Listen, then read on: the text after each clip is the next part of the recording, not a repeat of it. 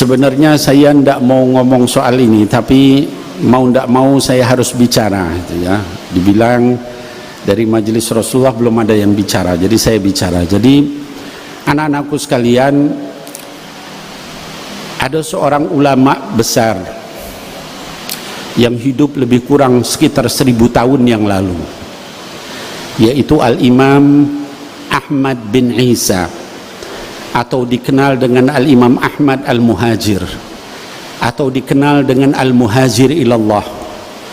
Beliau itu lahir sekitar tahun 260 atau 265 Hijrah dan wafat sekitar tahun 345 Hijrah. Kalau sekarang 1445 berarti sudah lebih dari 1000 tahun yang lalu. Akhlak ulama 1000 tahun yang lalu itu jauh dengan orang-orang saat ini. Ibadah mereka, waraknya mereka, zuhudnya mereka, khusyuknya mereka, takutnya mereka sama Allah Subhanahu wa ta'ala itu jauh-jauh dengan apa yang kita alami saat ini di zaman ini, jauh sekali. Al-Imam Ahmad bin Isa itu adalah keturunan keempat dari Al-Imam Ja'far As-Sadiq rahimahullah ta'ala anhu, ya. Jadi Ahmad Al-Muhajir bin Isa Ar-Rumi bin Muhammad Al-Bagir bin Ja'far As-Sadiq, dan Imam Ahmad Al-Muhajir atau Ahmad bin Isa ini adalah keturunan ke-8 dari Al-Imam Ali bin Abi Talib karramallahu wajhah wa sayyidatuna Fatimah Az-Zahra binti Rasulillah sallallahu alaihi wasallam. Kalau ditarik sampai kepada Nabi Muhammad sallallahu alaihi wasallam, beliau adalah keturunan ke-9, masih dekat dengan Rasulullah sallallahu alaihi wasallam. Beliau hidup 1000 tahun yang lalu. Beliau asalnya tinggal di Basrah dengan segala macam kenikmatan, kekayaan. Lalu beliau meninggalkan itu semua untuk dakwah di jalan Allah melalui jalan ribuan kilometer dari Basrah di Irak sampai ke Makkah, ke Madinah dulu, tinggal setahun di Madinah dekat dengan buyut beliau yaitu Nabi Muhammad sallallahu alaihi wasallam. Lalu kemudian beliau ke Mekah, setelah itu untuk haji, lalu melanjutkan perjalanan ribuan kilometer ke Yaman, Dau'an, daerah yang kering jauh dengan Basrah, yang penuh dengan sungai, penuh dengan pohon-pohon, dengan tumbuhan, dengan segala macam. Meninggalkan harta begitu banyak, kebesaran, kekuasaan dan sebagainya yang beliau miliki, hanya untuk dakwah di jalan Allah di negeri yang penuh dengan tandus kering, di Hadramut, di Yaman bagian selatan. Al-Imam Ahmad rahimahullahu ta'ala punya anak namanya Sayyidina Ubaidillah bin Ahmad bin Isa. Sayyidina Ubaidillah punya anak namanya Alwi bin Ubaidillah bin Ahmad bin Isa. Sayyidina Ubaidillah ini menurunkan banyak sekali aulia dan ulama. Salah satunya adalah Al-Imam Umar bin Abdurrahman Al-Attas yang ratibnya dibaca hampir di seluruh dunia. Orang membaca ratibul Attas itu adalah keturunan dari Al-Imam Ahmad Al-Muhajir rahimahullah ta'ala anhu. Kemudian juga ada Al-Imam Abdullah bin Alawi Al-Haddad yang kitabnya Nasaihud Diniyah wal Wasaya Imaniyah, Adab Suluk Al-Murid dipelajari di seluruh pesantren, bukan hanya di Indonesia, sampai ke berbagai negara. Ulama-ulama besar. Kemudian dari para ulama-ulama besar ini, nasabnya diakui oleh juga ulama-ulama besar. Sekali berimam Al-Imam Ibnu Hajar Al-Haytami, ahli fikih, ahli hadith, ahli tazkiyatun nafas, fatwanya dipegang di dalam madhab Imam Syafi'i. yang mensahihkan nasab dari Al-Imam Ubaidillah bin Ahmad Al-Muhajir yang anaknya adalah Alwi. Itu disahihkan nasabnya oleh Imam Ibnu Hajar Al-Haytami, disahihkan juga oleh Al-Hafiz As-Sakhawi. Al-Hafiz As-Sakhawi ini adalah ahli hadis. Kalau kita di sekarang orang dibilang hafiz hadis, paling hafiz berapa hadis? Antum ada yang hafiz 10 hadis, 20 hadis, mungkin 40 hadis, Al-Arba'in An-Nawawi. InsyaAllah kalau di majelis Rasulullah sudah hafal semua Al-Arba'in An-Nawawi, insyaAllah. Amin. 40 hadis, Riyadhus Shalihin mungkin antum hafal. Al-Hafiz As-Sakhawi ini hafal lebih dari 100.000 hadis berikut sanad dan matannya di luar kepala. Kalau kita nyebut hadis itu, misalnya Sayyidina Umar ibn al-Khattab, an Umar ibn al-Khattab radhiyallahu an Rasulillah sallallahu alaihi wasallam qala innamal a'mal binniyat. Kita begitu kalau nyebut hadis. Atau an Ibni Abbasin radhiyallahu anhuma an Rasulillah sallallahu alaihi wasallam, ya, Nabi Muhammad sallallahu alaihi wasallam bersabda dari Ibnu Abbas menyatakan ihfadillah yahfadka, ihfadillah tajid tujahak, dan seterusnya. Itu cara kita ngapal hadis. Kalau ulama-ulama yang disebut hafidz hadis itu membacanya an fulan an fulan an fulan an fulan an fulan an fulan an Rasulillah sallallahu alaihi wasallam. Lebih dari 100.000 hadis berikut sanad dan matannya. Sekali itu mensahihkan nasab Ba'alawi.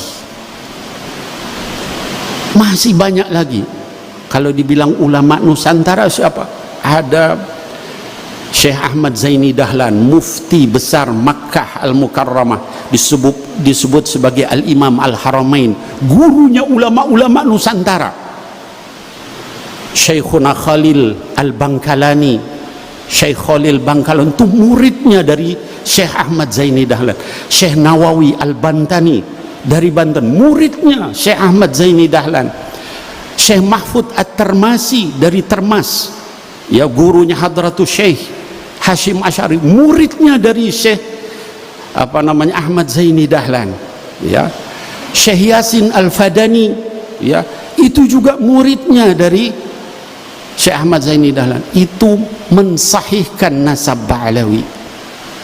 Bahkan gurunya Syekh Ahmad Zaini Dahlan adalah Al-Habib Muhammad bin Hussein Al-Habsyi, mufti Mekah pada saat itu, ulama besar. Kalau kemudian ada yang menafikan nasab itu berarti menganggap semua yang tadi saya sebutkan itu nggak ada artinya. Ulama-ulama itu semuanya tidak benar, semuanya salah, semuanya bahkan menipu. La haula wala quwata illa billahil aliyil azim. Bahkan kuburan para aulia yang ada di sini, yang ada di Tarim, yang ada di Malaysia, itu semua adalah pendusta semua. La haula wala quwata illa billahil aliyil azim. Jadi anak-anakku sekalian, fitnah akhir zaman, ya, ini bukan masalah kecil, ya. Apalagi yang nyebut begitu, ya, itu belajar nasab juga entah di mana, gitu. Di negeri antah berantah, tiba-tiba jadi pakar nasab, kemudian menyatakan itu enggak sahih, bohong. Membohongkan nasab seseorang itu sama dengan mensahihkan orang yang bukan nasabnya. Berarti Sayyidina Ubaidillah itu kemana nasabnya? Kalau dia anak zina, itu keturunannya aulia zina semua. Haula wala quwata illa billahil aliyil azim. Ini bukan masalah sederhana, masalah besar sekali. Keberkahan ilmu, keberkahan kitabnya, keberkahan doa-doanya hilang semua. Saya tidak menyalahkan, silahkan orang mau percaya nggak percaya nggak apa-apa, tapi jangan kemudian terus dikatakan ini pembohong semua. Anda ini siapa dibanding ulama-ulama itu, ya? Nggak apa-apa mau nggak sepakat, ya, silahkan mau meneliti, silahkan, nggak ada masalah, ya. Obib karena akhlaknya nggak sesuai. Kalau akhlaknya gak sesuai, celak saja akhlaknya. Ya. Oh, ini ada Habib ini gak bener, galil adab, nasihati, gak mau tegur, gak mau marahi. Kalau perlu penjarain. Tapi jangan dinafikan nasabnya. La haula wala quwwata illa billah. Lagian cuman berdasarkan satu kitab, ya, kitab gacoannya ini yang nggak ada di situ, dinafikan. Haula wala quwwata illa billah. Saya ini punya anak 5, belum saya tulis di Robito Halawiyah apa namanya nasabnya itu, belum saya tulis. Tiba-tiba ada orang bilang, Bib, itu bukan anak Habib itu. Gimana kira-kira? Hanya karena saya nggak nulis. Dan saya nggak nulis bukan karena nggak mau nulis. Saya berharap anak-anak saya bercermin dengan akhlak Sayyidina Muhammad dulu sallallahu alaihi wasallam, daripada dia bawa buku-buku nasab. Nanti kalau udah akhlaknya bagus, ini kira-kira pantas, baru dia kemudian dengan berat hati membawa nasab itu. Kenapa? Karena takut ini nanti nama Nabi Muhammad yang kebawa sallallahu alaihi wasallam. Gimana kalau kita nggak benar, kalau kita ngaco, kalau kita salah, kalau kita maksiat, kalau kita mungkarat. Jadi nggak apa-apa kalau misalnya dikatakan nih banyak Habib yang galil adab, atau yang nggak benar, atau yang nggak apa-apa. Memang jangankan keturunan Rasulullah sallallahu alaihi wasallam, pamannya sendiri masuk neraka, Abu Lahab. Tabbat yada abi lahabi wa tab. Allah yang bilang kalau nggak benar masuk neraka, ya. Nah apalagi keturunannya, pamannya sendiri, kalau nggak benar masuk neraka, ya. Jadi jangan, ya Allah, ngeri gitu ya. Dunia saat ini nih, la haula wala quwwata illa billah, ya. Nah, anak-anakku sekalian, hadirin wal hadirat, kami di majelis Rasulullah ini seringkali orang bilang, Bib, itu kan masalah kecil, biarin. Masalah ini bukan masalah kecil, ya. Masalah kehormatan ulama-ulama besar, ya, yang diremehkan, dilecehkan, ya. Majelis kita, majelis Rasulullah ini ngajarin akhlak, adab dengan baik-baik. Kiai Syamsul ini ulama kita di PWNU itu susah payah ngajak orang supaya berakhlak baik. Tapi mereka ini, haula ini, ngajarin orang untuk benci, gitu ya, nyaci maki orang lain. La haula wala quwwata illa billah. Saya ini anak-anakku sekalian, alhamdulillah dengan izin Allah, sampai umur saya sekarang 57 tahun, hampir 60. Saya rasanya belum pernah nyaci maki orang dengan nama binatang. Tapi sekarang di Instagram saya, di Facebook saya, orang menyatakan, hei keturunan anjing, hei keturunan babi, kata begitu. La haula wala quwwata illa billah. Saya sih tidak masalah dibegitukan, alhamdulillah. Apa taghfir ad-dunub tarfa' derajat, ya, diampuni dosa-dosa saya, diangkat derajat. Tapi itu kalau ada yang begitu langsung saya hapus, saya blokir. Kenapa? Takutnya jamaah yang marah, bukan saya, gitu. Terus jadi konflik horizontal, ini menyebarkan kebencian kemana-mana, ya. Sampai anak buahnya segitunya. Kalaupun kita ada seorang koruptor, ya, ngemaling uang negara berapa triliun, pantas nggak kalau kita bilang, hei keturunan babi kamu atau anjing? Dia kan punya bapak, punya nenek, punya kakek. La haula wala quwwata illa billah. Koruptor, pencuri, pemabok aja nggak pantas dibilang keturunan babi, keturunan anjing. Ini mereka begitu, ya. Saya pribadi alhamdulillah, ya, ini pahala yang nggak mengandung ria, tidak ditunggu-tunggu, datang sendiri ngampunin saya, alhamdulillah, alhamdulillah. Tapi yang saya takut itu nggak semuanya bisa begitu, ya. Ada orang yang dibilang keturunan babi marah, ya.